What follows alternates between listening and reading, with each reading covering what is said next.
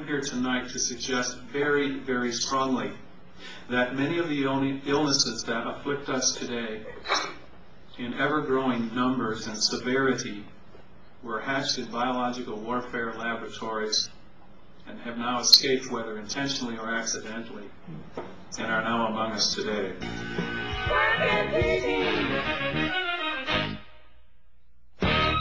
Welcome to Working TV. I'm Libby Davies.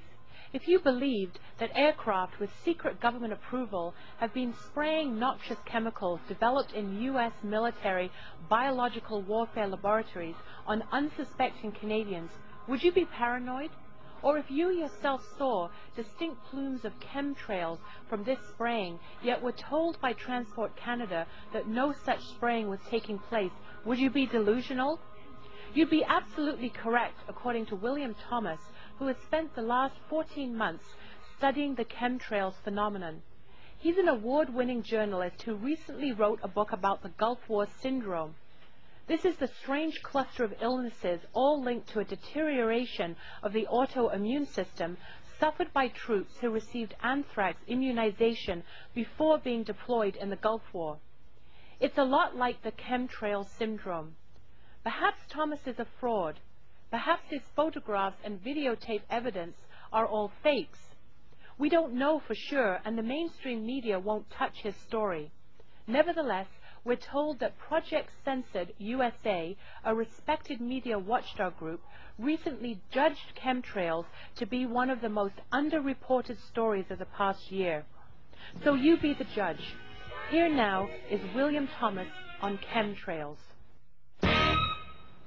My story really began on the battlefields of Kuwait. Just after the Gulf War, just after liberation, when I entered that town and joined up with two other gentlemen in a Gulf Environmental Emergency Response team. And the three of us were the sole response to the biggest environmental disaster of modern times, including an oil slick 25 times bigger than Exxon Valdez, a slick that was later doubled in size by the oil rain falling out of that sky. We didn't see the sun our entire time in Kuwait. I was focused on the environmental aspects of that war, but when I came home from that conflict, I was very ill for a year. I had no functioning immune system. I would get the flu and it would linger for months and months and then return. And through a program of superb vitamin supplementation, Dr. Matson here in this town, I was able to regain my health and my immune system. And when I heard from hundreds and hundreds of veterans about a strange illness they were calling Gulf War syndrome, I became very concerned as a journalist that, again, this was not being covered by the mainstream press. And in 12 months of going every news source from Rolling Stone and Mother Jones to the New York Times, I was turned down everywhere because the story was simply too hot. That story on Gulf War illness was eventually published by Monday Magazine in Victoria, and I went on to write a book called Bringing the War Home. And in that book, I was able to show a photograph of a very tiny critter, about the 10th of the size of bacteria, called a mycoplasma, which Dr. Garth Nicholson and his wife Nancy, foremost microbiologists with reputations highly regarded throughout the world in their profession, had tracked Gulf War illness to this mycoplasma in the anthrax vaccines given to Canadian, American, Australian, and British soldiers. Many of them got sick even though they never deployed to the Gulf. And I concluded the book by saying the only good news is, with some 200,000 sick veterans in North America and their spouses and their children, at least the mycoplasma and these biological weapons are not loose among the public. I was wrong. So tonight we're going to have a look at what is really ailing us. We're going to have a look at what is happening in the skies overhead, and we're going to talk about what we can do about that.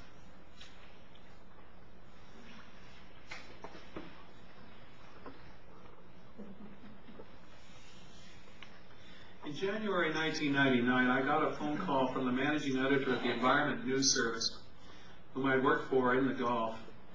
And he said, please check out a story of a man named William Wallace, just over the border in Washington State, who lives in eastern Washington, very remote region. He lives in a cabin with his wife. And Mr. Wallace has been talking about large airplanes overflying his house back and forth, spraying plumes that look like contrails, the condensation trails we're all used to seeing. But unlike these ice crystal trails that form in the hot engines of jet aircraft above 33,000 feet, according to the U.S. military and Canadian aviation authorities, unlike these condensation trails that linger usually, not always, but almost always, for about 30 to 45 seconds, you see the pencil-thin trail a short distance behind the aircraft, disappearing like the wake behind a boat. Unlike these trails, the trails that William Wallace and his wife Anne were seeing were broad white plumes. They lingered for hours. And as these aircraft began crisscrossing each other and forming a grid, these plumes gathered together and took a clear blue sky and made it opaque, hazy, milky. Temperatures dropped. His animals sickened, his dogs died, his plants sickened, his wife became very ill. And when I went on Art Bell for the first time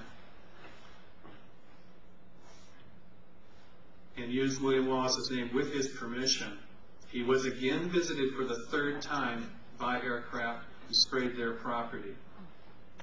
In fact, that night when I finished my first Art Bell show, I was living in a small cabin in the hills outside of Chemainus. And I came outside about 3:30 in the morning, very wired from this very intense presentation. Took a breath of air, beautiful night, stars. Just started to relax, and I froze. Giant X right over the cabin. Now, I'm not paranoid or anything.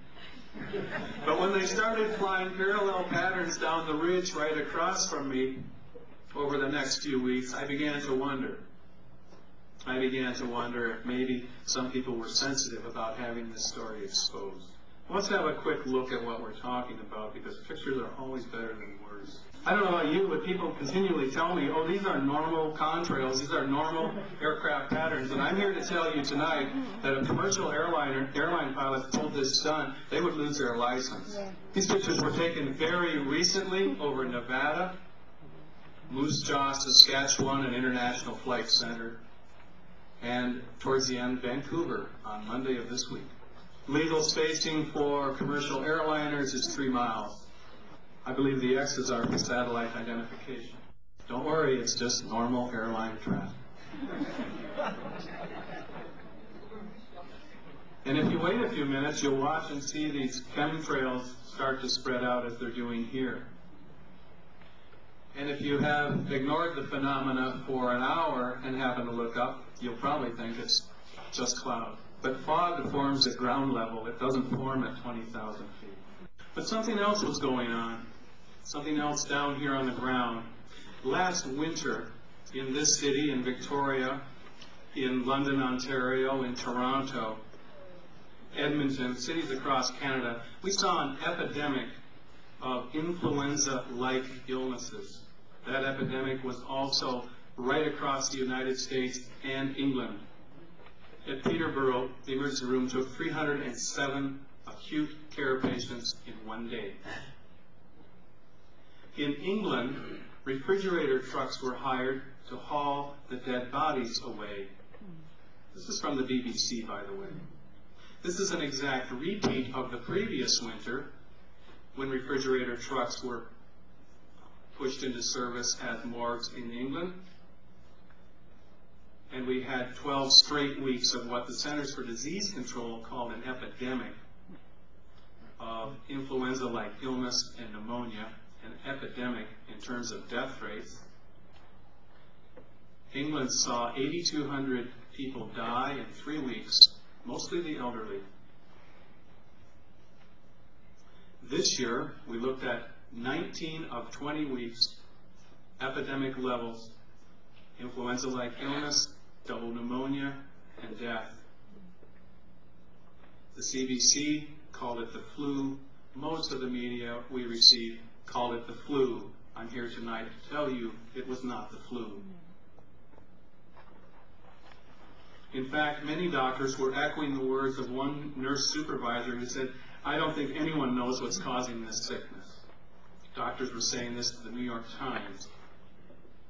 And unlike flu that takes time to spread through a population, these illnesses were appearing virtually overnight in neighborhoods, communities, and cities, swamping hospital wards. And what the media never remarked on was that the incident of heavy spraying, the characteristic X's, the gel falling on parked cars and windshields and buildings, took place always at the same time. And within 24 to 48 hours, we saw